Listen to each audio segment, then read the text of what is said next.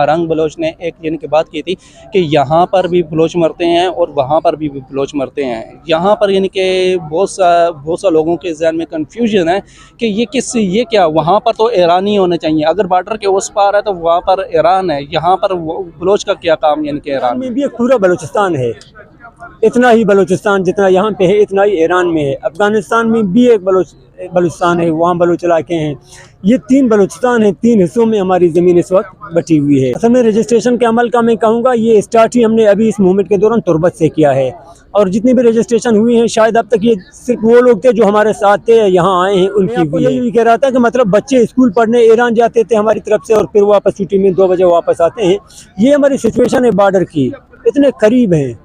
यानी कि आप लोगों के बच्चे जो हैं बलोच वैसे जहाँ जाता है उसकी आवाज़ में वो गरज होता है कि आवाज़ उसकी दूर तक चली जाती है। कोई ऐसा हमारे पास आया नहीं, मतलब मजाक के तौर पे आए, लेकिन कोई आया ऐसा नहीं कि जो डायलॉग कर सके उस लेवल का बंदा हो, ऐसा कोई यहाँ पे नहीं आया। अस्सलाम वालेकुम नाज़रीन, मैं हूँ आपका मेज़बान मलिक राशिद नज़र, आप देख रहे हैं CRP पाकिस्तान। नाज़रीन, इस टाइम मैं बलोच धरने में मौजूद हूँ, इस्लामाबाद प्रेस क्लब के बाहर जो जारी है।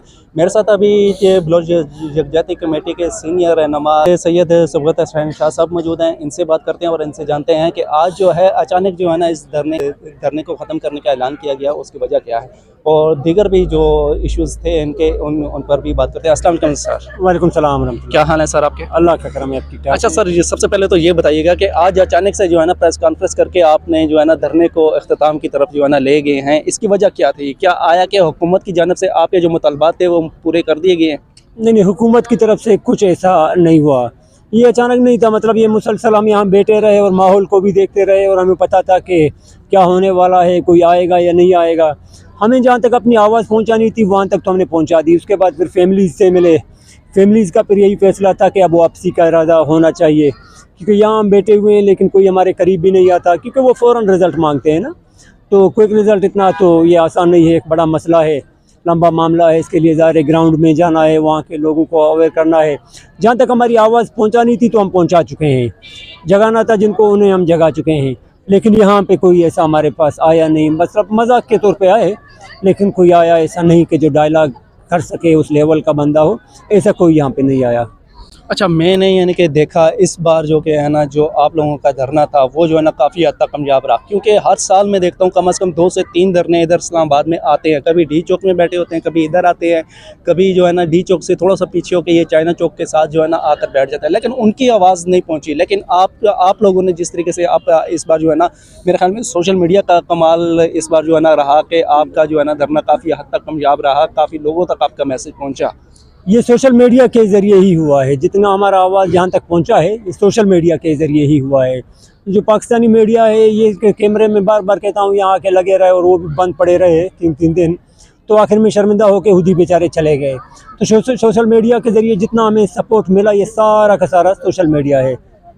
तो ये बात मैं दोबारा सेकंड भी करूँगा कि कामयाबी और नाकामी बलोच वैसे जहाँ जाता है उसकी आवाज़ में वो गरज होता है कि आवाज़ उसकी दूर तक चली जाती है।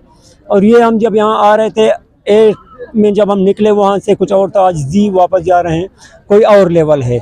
मतलब इर्द गिर्द के जो लोग आते हैं पंजाब के मुख्तलिफ साइडों से आए, खैबर से आए, यहाँ गिलगित कश्मीर मुख्तलिफ एरिया से, सिंध से, गिलगित और कश्मीर से तो बाकायदा डेलीगेशन यहाँ आते थे, हमसे हमदर्दी भी करते थे। इंस्पायर्ड से इतना थे हमसे कि मतलब हम कैसे ऐसे ऑर्गेनाइज हों कि हम ऐसे प्रोग्राम आते ऐसे कर सके।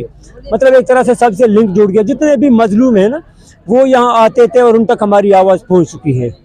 अच्छा, आप मुझे ये बताइएगा कि यहाँ पर अब तक यहाँ पर क्योंकि आप जो है ना बाकायदा रजिस्ट्रेशन भी करते रहे हैं, इस वक्त तक तकरीबन एक अंदाज़ा अगर आप करेक्ट यानी कि तादाद नहीं बता सकते, कितने मिसिंग पर्सनस की यहाँ पर आप जो है ना रजिस्ट्रेशन कर चुके हैं? बलोचिस्तान से भी, क्योंकि यहाँ पर मैंने लोग देखे हैं, सिंध से आए हुए भी देखे हैं, उन्होंने भी बाकायदा यहाँ पर कह रहे हैं कि हमने रजिस्ट्रेशन किया, और KPK के इलाके से आए हैं, वज़ीरिस्तान से तक यहाँ पर लोग आए हैं।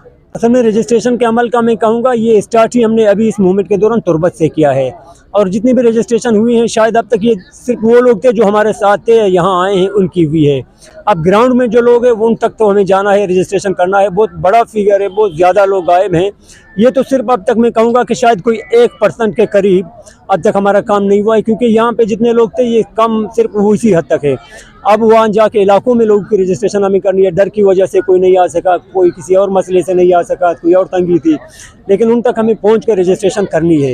ये जितने रजिस्ट्रेशन हुए हैं ये वही हैं जो हमारे साथ थे या हम मौजूद थे, सिर्फ वही यहाँ पर आए हैं इस हाँ धरने में शिरकत की है। ये सिर्फ उन्हीं के, उन्होंने अपने बच्चों की तस्वीरें या उनकी रजिस्ट्रेशन करवाई, सिर्फ वही लोग जो मौजूद थे यहाँ पे।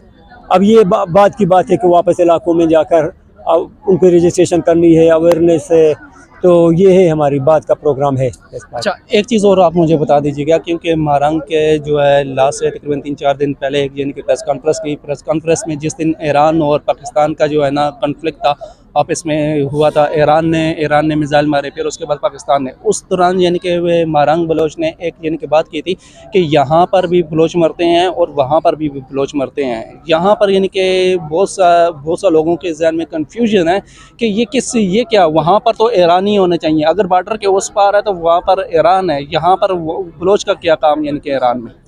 असल में ये लोगों को यहाँ का जो है उनको जोग्राफिया तो बिल्कुल पता ही नहीं है। ये असल में बलूचिस्तान एक बलूचिस्तान नहीं है, ईरान में भी एक पूरा बलूचिस्तान है।